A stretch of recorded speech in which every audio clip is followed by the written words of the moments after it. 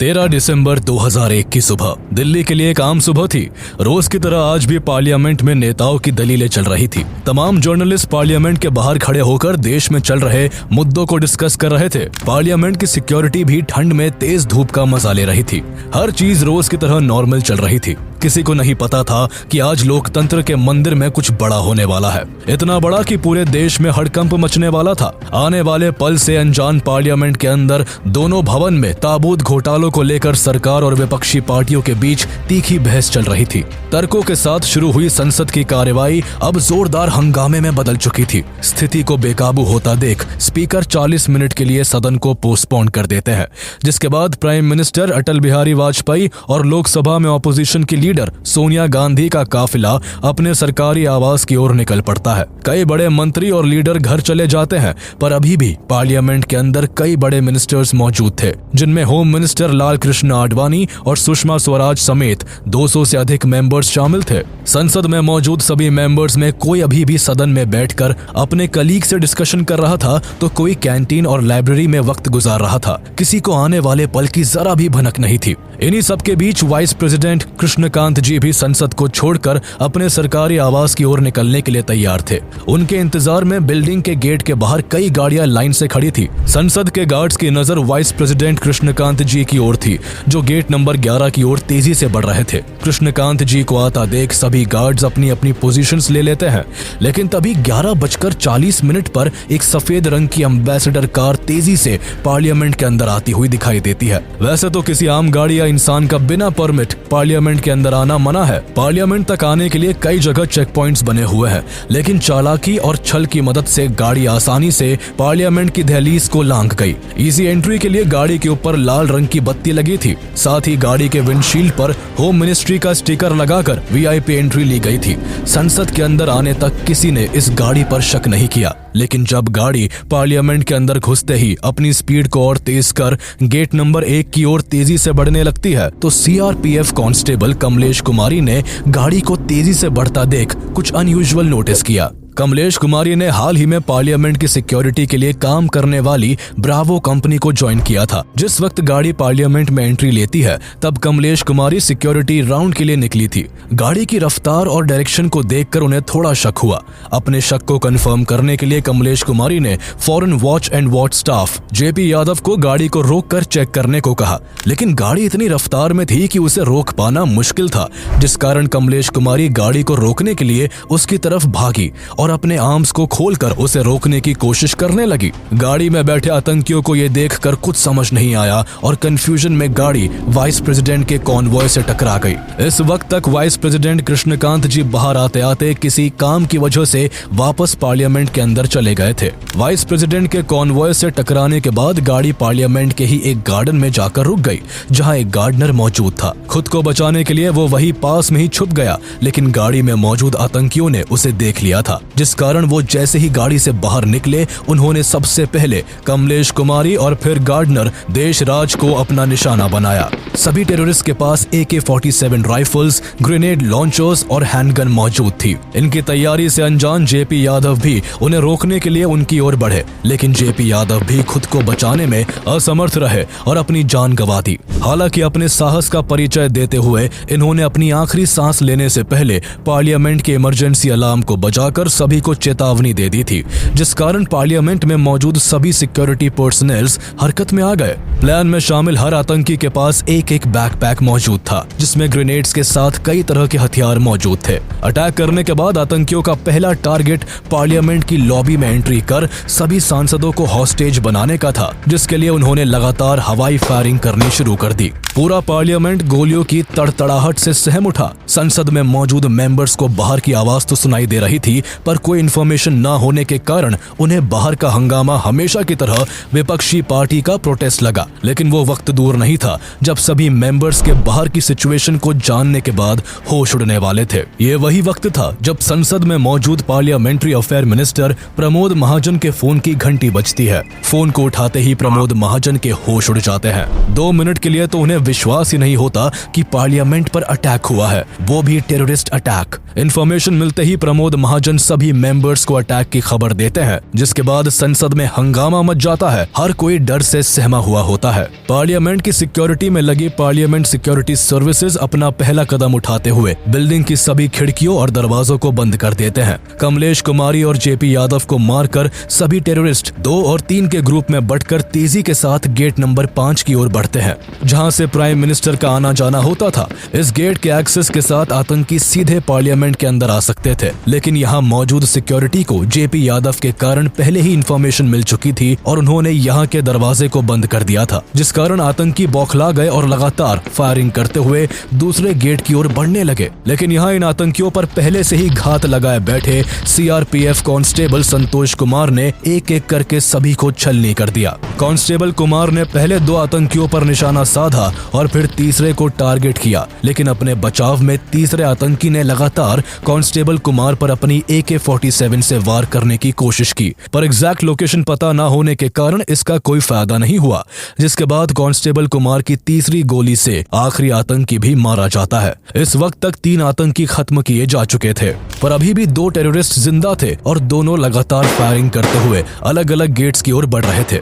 लेकिन जब दोनों ने देखा कि पार्लियामेंट के सभी दरवाजे बंद हो चुके हैं, तो इनमें से एक ने दूरदर्शन केबल की मदद से पार्लियामेंट के फर्स्ट फ्लोर पर क्लाइम करने की कोशिश की, लेकिन इस कोशिश को जवानों ने गोली मारकर नाकाम कर दिया। पर गोली लगने के बाद भी यह आतंकी हार नहीं माना और वापस से उठकर पुलिस वालों की तरफ ग्रेनेड फेंककर गेट नंबर 5 की ओर जाने लगा, पर पुलिस की लगातार फायरिंग के कारण गेट नंबर 5 पर पहुंचने से पहले ही इसकी मौत हो गई। लेकिन अभी भी संसद पर वार करने वाला आखिरी आतंकवादी बचा हुआ था। इसे अंदाजा था कि इसका यहाँ से सही सलामत निकलना नामुमकिन है। पार्लियामेंट के अंदर जाने के भी सभी रास्ते बंद थे, जिस कारण गुस्से में इसने पार्लियामेंट के मेन एंट्रेंस गेट नंबर 1 की ओर रुख किया और वहाँ ज्यादा से ज्यादा डैमेज करने के लिए खुद को बम से उड़ा लिया। चारों ओर धुआं और इंसान की जलने की गंध फैल गई थी। हर कोई डरा हुआ था। मीडिया हर खबर को लगातार टेलीकास्ट कर रही थी। मीडिया के भी कई लोगों को चोटें आई थी। 5वें आतंकी के मरने के बाद भी पुलिस और पार्लियामेंट सिक्योरिटी सर्विस की यूनिट अपनी अपनी पोजीशन से हिली नहीं। किसी को नहीं पता था कि असल में कितने आतंकवादियों ने हमला किया था। लेकिन जब लंबे वक्त तक सामने से कोई फायरिंग नहीं हुई तो पुलिस बाहर आई, जिसके बाद एम्बुलेंस की एक एक करके कई गाड़ियों ने पूरे पार्लियामेंट के आगे भीड़ लगा दी। पार्लियामेंट के एक एक कोने की चेकिंग की गई। मीडिया ने भी संसद के बाहर लाइव रिपोर्टिंग शुरू कर दी। हर तरफ खबरों में बस पार्लियामेंट हमले की ही बात चल रही थी। हमले के पूरे 3 घंटे बाद सभी पार्लियामेंट मेंबर्स को संसद से बाहर लाया गया। करीब 45 मिनट तक चले इस आतंकी हमले में संसद के सुरक्षा कर्मी और दिल्ली पुलिस ने अपने पूरे साहस के साथ आतंकियों के हमले का मुंह तोड़ जवाब दिया और 5 आतंकियों को मार गिराया। हालांकि आतंकियों का सामना करने में दिल्ली पुलिस के 6 ऑफिसर्स और पार्लियामेंट सिक्योरिटी सर्विस के 2 सुरक्षा कर्मी वीरता और साहस का एग्जाम्पल सेट करते हुए अपने प्राण देश के लिए न्यौछावर कर गए। जिंदगी और मौत की इस लड़ाई में एक गार्डनर की भी जान चली गई, साथ ही करीब 18 लोग घायल हो गए। पार्लियामेंट पर हुए इस हमले के बारे में किसी को कोई भनक नहीं थी। कोई ये भी नहीं जानता था कि हमला करने वाले 5 लोग कौन है, लेकिन उनके पास से बरामद हुए सामान से ये साफ हो गया था कि ये किसी और का नहीं बल्कि पाकिस्तान का ही काम है।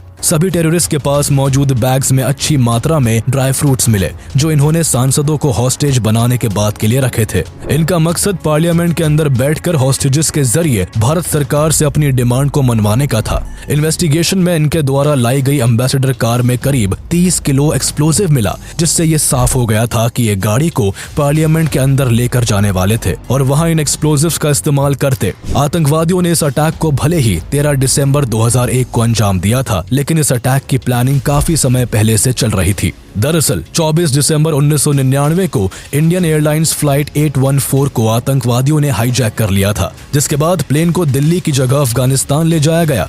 यहाँ आतंकियों ने भारत सरकार से नेगोशिएशन किया और आखिरी में हॉस्टेज को छुड़ाने के लिए भारत सरकार को 3 टेररिस्ट को रिलीज करना पड़ा। रिलीज किए गए 3 टेररिस्ट में एक मौलाना मसूद अजहर भी था। भारत की जेल से रिहा होने के बाद मसूद अजहर 2000 में जिहादिस्ट टेररिस्ट ग्रुप जैश-ए-मोहम्मद को बनाता है और भारत पर अटैक करने की प्लानिंग शुरू कर देता है। उसे कैसे भी करके भारत सरकार से बदला लेना था और इस बदले की आग में अजहर ने लोकतंत्र के मंदिर पार्लियामेंट पर अटैक करने का प्लान बनाया। हालांकि प्लान को बनाने के लिए सबसे पहले अजहर को कुछ लड़कों की जरूरत थी जो उसके नापाक इरादों को पूरा करने के काम आने वाले थे। अजहर कश्मीर के कुछ ऐसे लोगों की तलाश में था जो उसके इस मंसूबे को पूरा कर सके। अजहर ने इस मिलिटेंट ग्रुप को तैयार करने के लिए इंडियन एयरलाइंस फ्लाइट 814 के हाईजैकर्स में से एक मोहम्मद अलियास सनी अहमद काजी की मदद ली। अहमद काजी के साथ मिलकर 5 लड़कों का एक ग्रुप तैयार किया गया। इस ग्रुप में सभी वो लोग थे जो अजहर के मकसद को पूरा करने के लिए अपनी जान भी दे सकते थे। ग्रुप बनाने के बाद अजहर ने पार्लियामेंट अटैक को खुद प्लान किया। भारतीय जेल में वक्त बिताने के कारण अजहर को भारत की अच्छी जानकारी हो गई थी। जम्मू के कोट भलवाल जेल में सजा काटते समय अजहर ने भारत से जुड़ी काफी इंफॉर्मेशन इकट्ठा कर ली थी। अजहर जानता था कि पूरी दिल्ली और इवन पार्लियामेंट के आसपास की सिक्योरिटी भी काफी अच्छी नहीं है। पार्लियामेंट की ओर जाती सड़कों पर गाड़ियों की प्रॉपर छानबीन के लिए ना कोई टाइट सिक्योरिटी है और ना ही कोई बैरिकेड्स लगे हुए हैं। बस इसी वीक सिक्योरिटी का फायदा उठाकर अजहर अपने मंसूबों को पूरा करना चाहता था। उसे ये भी पता था कि इस एरिया में सीसीटीवी कैमरास की संख्या भी काफी कम थी। इन्हीं सब बातों को ध्यान में रखकर अजहर ने अपनी टीम को पूरा प्लान समझाया। पार्लियामेंट के मेन गेट को राइट साइड से जाकर इजीली एक्सेस किया जा सकता था, लेकिन यहाँ तक पहुँचना इतना भी आसान नहीं था, जिस कारण पैदल जाने की जगह गाड़ी के इस्तेमाल को प्रायोरिटी दी गई। प्लान के हिसाब से सभी आतंकियों को गेट नंबर 1 के पास आकर मूविंग कार से जंप करना था और कार में ग्रेनेड फेंकना था, जिससे मूविंग कार गेट नंबर 12 पर पहुंचकर ब्लास्ट हो जाए, जिससे पार्लियामेंट की पूरी सिक्योरिटी गेट नंबर 12 की ओर भागेगी और इस बीच सभी टेररिस्ट गेट नंबर 1 से पार्लियामेंट के सेंट्रल हॉल में घुस जाएंगे और सभी एमपीज को हॉस्टेजेस बनाकर मसूद अजहर को कॉल करके इन्फॉर्म करेंगे, जिसके बाद अजहर एमपीज के बदले भारत सरकार से अपनी मनमानी ख्वाहिशें पूरी करवाएगा। बस इसी प्लान को एग्जीक्यूट करने के लिए मसूद अजहर ने गाजी बाबा नाम के एक पाकिस्तानी नेशनल से कांटेक्ट किया जो पहलगाम कश्मीर में अंडरकवर होकर रह रहा था। गाजी बाबा का काम 5 लोगों के फिदायीन स्क्वाड को कुछ दिन अपने पास रखकर शेल्टर देने का था। साथ ही उसे सभी आतंकियों को दिल्ली तक पहुंचाने का काम भी पूरा करना था, लेकिन अंडरकवर रहने के कारण गाजी बाबा खुद इन आतंकियों को दिल्ली तक नहीं पहुंचा सकता था। इसलिए उसने अफजल गुरु से मदद ली। Afzal Guru Jammu and Kashmir liberation front JKLF का एक फॉर्मर मिलिटेंट था। एक समय पर अफजल गुरु भी आतंकवाद का हिस्सा था, लेकिन टेररिज्म को छोड़ने के बाद अफजल मेडिकल इक्विपमेंट्स की सेलिंग में एक कमीशन एजेंट के तौर पर काम करने लगा। गाजी बाबा जानता था कि अफजल गुरु आराम से फिदायीन स्क्वाड को दिल्ली तक पहुंचा सकता है। शुरुआत में अफजल ने गाजी के काम को करने से मना कर दिया, लेकिन पैसे ज्यादा ऑफर करने पर अफजल का मन फिसल गया और वो इस टास्क को कंप्लीट करने के लिए राजी हो गया। इसके बाद अफजल ने सबसे पहले 5 मेंबर फिदायीन स्क्वाड को 2 ग्रुप में बांटकर दिल्ली के अलग अलग लोकेशंस पर छिपकर रहने के लिए जगह दे दी। उसके बाद दिल्ली के ही एक लोकल कंप्यूटर ट्रेनिंग सेंटर से सभी के लिए फेक आइडेंटिटी कार्ड्स बनवाए गए। अब प्लान को एग्जीक्यूट करने के लिए इन्हें एक गाड़ी की जरूरत थी, जिस कारण सभी ने करोल बाग जाकर वहां से एक व्हाइट एम्बेसडर कार को खरीद लिया। साथ ही कश्मीरी गेट से एक रेड बीकन भी खरीदी, जिसके इस्तेमाल से अटैक वाले दिन सभी चेक पॉइंट्स को इजीली पार किया जा सकता था। अटैक से पहले कई दिनों तक सभी ने प्लानिंग की और अटैक से 1 हफ्ता पहले सभी दिल्ली के होलसेल स्पाइस मार्केट खारी बाउली को विजिट करते हैं। अफजल ने यहाँ से काफी मात्रा में ड्राई फ्रूट्स खरीदे, जिनका इस्तेमाल हॉस्टेज की सिचुएशन में किया जाना था। ड्राई फ्रूट भी था, खाने वगैरह थे। इसके बाद सभी ने ब्लैक मार्केट से कई केमिकल्स भी परचेज किए, जिसके इस्तेमाल से एक्सप्लोजिव्स बनाए जा सकते थे। पूरी प्रिपरेशन खत्म होने के बाद सभी अपना आखिरी मील लेने के लिए ओल्ड दिल्ली के एक फेमस रेस्टोरेंट को विजिट करते हैं, जहां सभी पेट भरकर मटन और कबाब खाते हैं। ये मील इनकी लाइफ का आखिरी मील भी हो सकता था, जिस कारण अफजल सभी को जितना मन करे उतना खाने को कहता है। बस इसी दिन के बाद सभी अपनी मौत को दावत देने के लिए 13 दिसंबर को फुल प्रिपरेशन के साथ पार्लियामेंट पर अटैक करने के लिए निकल जाते हैं। पर अफसोस, संसद को तबाह करने का इनका मकसद केवल मकसद ही बनकर रह जाता है। अटैक के बाद जहां एक तरफ पुलिस की इन्वेस्टिगेशन चल रही थी, लोग अरेस्ट हो रहे थे, तो वहीं दूसरी ओर भारत सरकार भी ईंट का जवाब पत्थर से देने के लिए तैयार हो रही थी। अपने देश पर ऐसा हमला होता देख भारत आखिर कैसे चुप बैठ सकता था। अटैक के कुछ समय बाद ही अटल बिहारी वाजपेयी लाइव आकर इस बात की अनाउंसमेंट करते हैं कि भारत के लिए आतंकवाद एक बड़ी चुनौती है और अगर दुश्मन हम पर वार करता है तो हम भी जवाब देने के लिए तैयार है। संसद भवन के बाहर आतंकवादियों की पड़ी हुई लाशें, उनका पाकिस्तानी होने का सत्य हमने पहले भी कहा था और फिर दोहरा रहे हैं कि आतंकवाद का खात्मा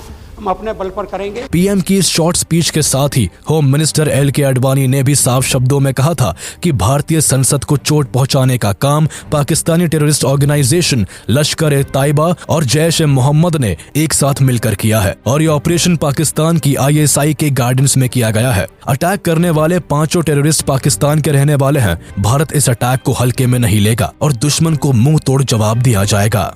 इसके बाद जल्द ही इंडियन आर्मी को पाकिस्तान की सीमा की ओर मोबिलाइज किया जाने लगा और अटैक के 2 दिनों के बाद ही भारत ने 15 दिसंबर 2001 को ऑपरेशन पराक्रम लॉन्च कर दिया। भारतीय सेना ने ballistic missile, tank, motor, artillery और 5 लाख से अधिक सैनिकों को पाकिस्तानी सीमा पर तैनात कर दिया। पूरी दुनिया में न्यूज फ्लैश होने लगी कि भारत पाकिस्तान पर अटैक करने वाला है। सभी देशों की भारत के एक-एक कदम पर नजर थी। हर कोई भारत के अगले एक्शन का वेट कर रहा था। इस ऑपरेशन को लॉन्च करने के लिए भारत इतना सीरियस था कि 10 महीनों के लिए सभी आर्मी अफसरों और सैनिकों की छुट्टियों को रद्द कर दिया गया। भारत तैयार था। हालात नाजुक बने हुए थे। किसी भी वक्त भारतीय सेना LOC क्रॉस कर पाकिस्तान पर हमला कर सकती थी, लेकिन तभी कुछ ऐसा होता है जिसने पूरे ऑपरेशन की दिशा ही बदल जाती है। दरअसल इस बीच पाकिस्तानी प्रेसिडेंट जनरल परवेज मुशर्रफ का एक बयान सामने आता है जिसमें कहा जाता है कि पाकिस्तान अपनी ओर से आतंकी गतिविधियों को बढ़ावा नहीं देगा। परवेज मुशर्रफ के स्टेटमेंट के साथ ही पाकिस्तान में 6 टेररिस्ट ऑर्गेनाइजेशंस को बैन कर दिया जाता है। दरअसल परवेज मुशर्रफ ने इस तरह का बयान सिर्फ इसलिए दिया था जिससे इंटरनेशनली भारत पर प्रेशर पड़े और वो वॉर को रोक दे।